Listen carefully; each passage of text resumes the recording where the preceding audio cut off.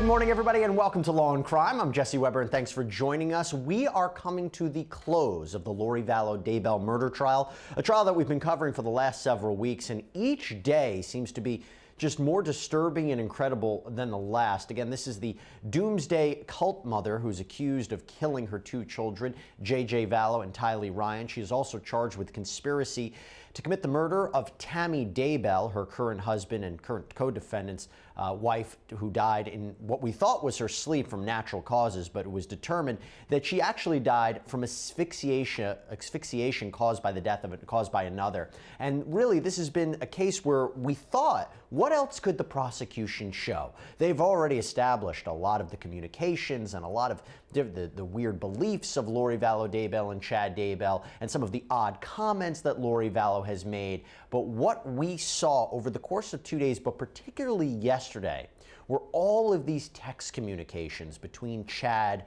and Lori. And if you had to wonder, how was the prosecution going to end their case? How are they going to seal the deal? What do they want the jury to remember? These messages are definitely something that are going to be hard to forget. Let me bring in our eyes and our ears in that courtroom, Law and Crime's Gigi McKelvey, who is outside the Ada County Courthouse in Boise, Idaho. Gigi, good morning. It's good to see you. My goodness, let's talk about these text messages that were read to the jury yesterday, these communications between Chad and Lori. Overall, what was the theme? What did we learn?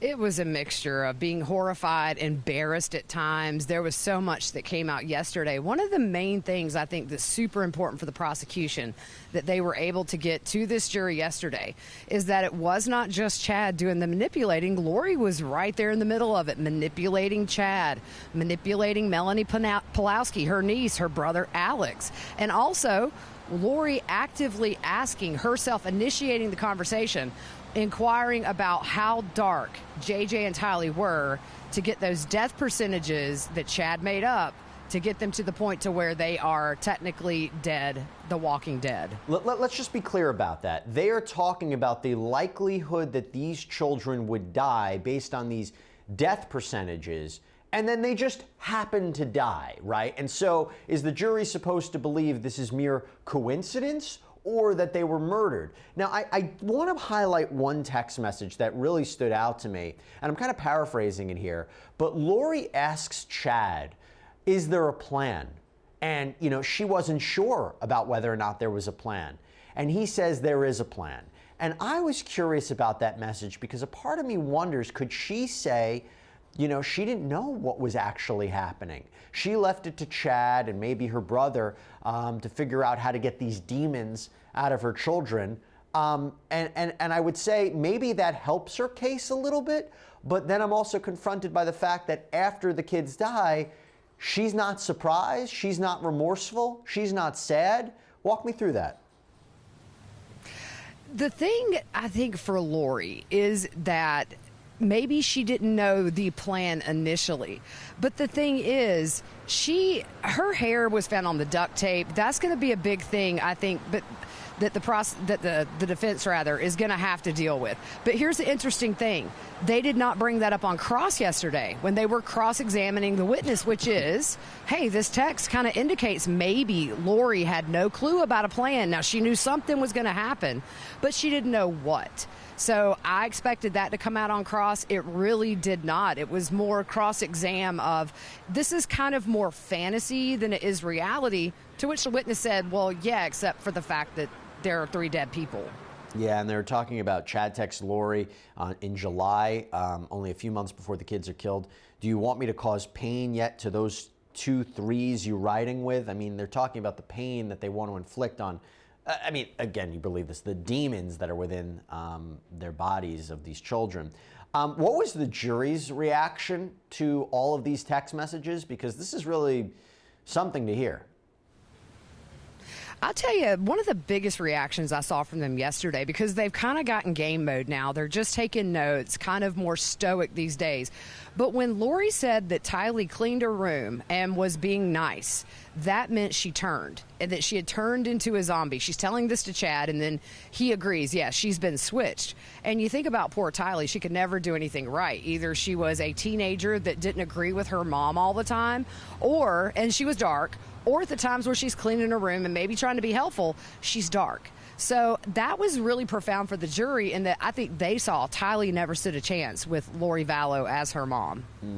So tragic to think about. And then we also learned, and I hate to say this, but I think it is relevant. Didn't the jury have an audible gasp yesterday when they heard the nickname that Lori had for Chad's private area? Oh, yeah, there was some snickering in the courtroom right here, too. I'll admit it. So apparently the storm is what that's referred to. Some of the jurors, Jesse, they were so embarrassed. And then this poor witness, he kind of hesitates because he's up on the stand, over 100 people looking at him. And so let's just say there were, at break time, some funny conversations happening. But, yeah, so we know a little too much about Chad now, I will say. Do you think that this changed the mind of any jurors, all these messages? There's a reason the prosecution held this towards the end of the case. There might have been some gaps that were missing. Do you think this filled in any of those gaps? I do. I really think that it shows Lori was being diabolical, manipulative, and, without any prompting was texting Chad. At one point, Jesse, here's another very disturbing thing. She says, when inquiring about J.J. and his numbers, he's not a 0 yet, meaning he's not ready to die yet. That was a big deal. I think things like that are really, you don't have to have forensics at every turn. These text messages are, to me, just as good as a fingerprint, especially for the conspiracy charges. I think that those are a shoe-in. It's really hard to read this jury. They kind of just focus and take notes, but there are times where you do see, yesterday, in fact, when they were talking about Kay Woodcock, and they gave her the name Rhonda of the entity that had taken over her body.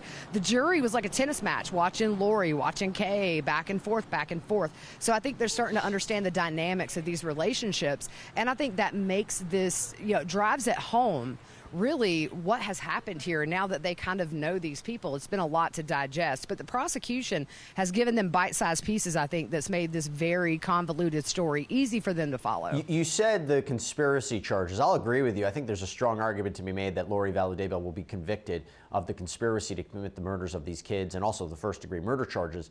Maybe. But the question of the conspiracy to commit the murder of Tammy Daybell, how well has the prosecution proven that case? And was there anything yesterday in the text messages between Chad and Lori that helped support that particular charge?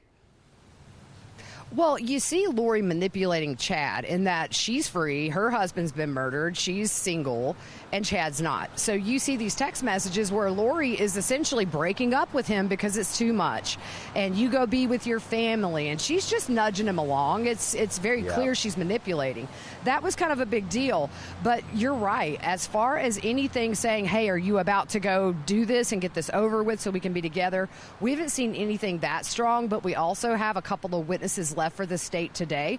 Maybe that will come, but I do think out of the whole state's case, that might be the weakest charge right now that we're looking at. Let's talk about it. What do you expect today? Who's going to be called? And when are we getting those closing arguments? Well, I think there's another FBI agent coming up on the stand. There's a PowerPoint involved, but as with the witness we've had for the last day and a half, that's had to be modified. It was a little argumentative, and the judge said it sounded more like closing arguments than just a timeline or a narrative. So it'll depend on what they're bringing. I have to think that with a PowerPoint, it's going to be more text messages.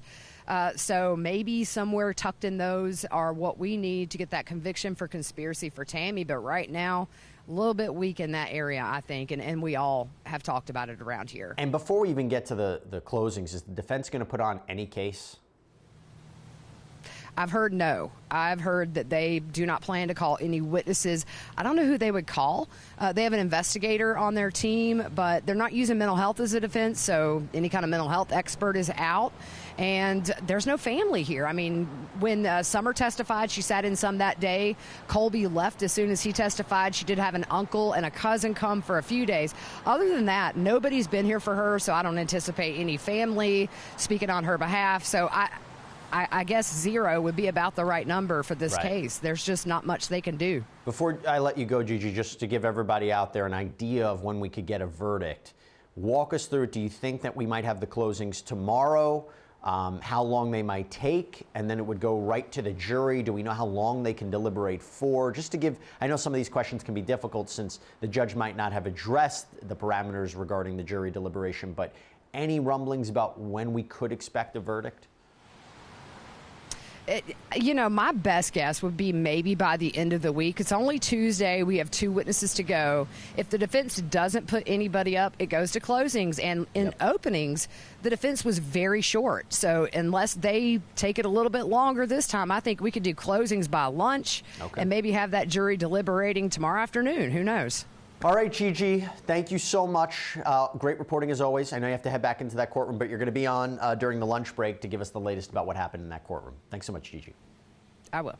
Thanks. All right, everybody. So that's it for me. I'm going to be signing off, but really don't go anywhere, because what we're going to do after this break is we're going to take you to the sentencing of another murderous mom, this one actually convicted of murdering her 11-year-old stepson, Gannon Stauch. I'm talking about the sentencing of Letitia Stauch, who was found guilty of killing her stepson. So stay with us. You'll take a look at that, because it is really another chilling and disturbing case here on Law and Crime. We'll be right back.